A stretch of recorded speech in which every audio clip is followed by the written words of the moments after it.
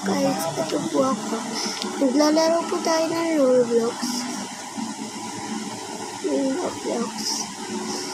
Ay, nako naman. Wala. Nakakambay sila sa bahay, tapos may sinasabi ka na ako. Alat niya ng ulo. Bumili ka ako ako. Tignan ko lang kung di ka patakasin ni Lola ng racing ko. Kaya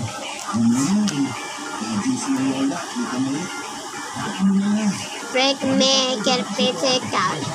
And chicken out.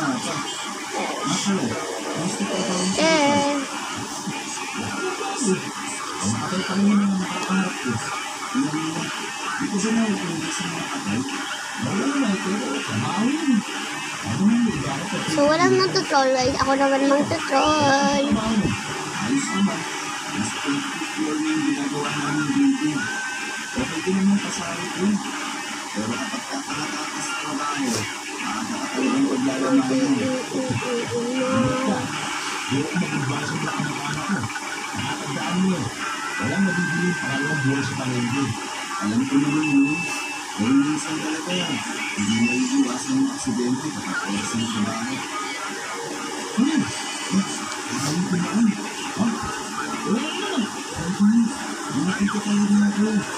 Kasi ako nang binibili mo lang yun. Alam mo ba? Para kasi kung kami. Hindi ko pa ito sa rin. Lagi. Nag-uundas na kaya. Pinapitakas ka ng mga patay. So, tayong po mandotroll dito. Tayo po ay mandotroll. Dahil, tinutroll nila ako nakaraan pa. Dati pa. Anong hulog ka? Mga patay. Nagsinig na mga sila, diba?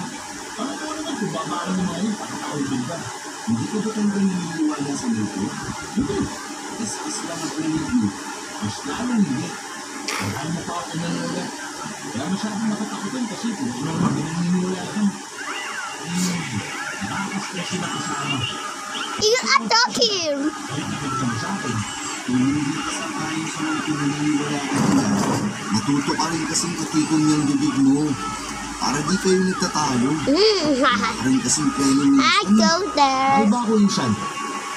Oh my God. So, October 2. Kahapon kasi, naglibot-libot ako dito na sa poblasyon.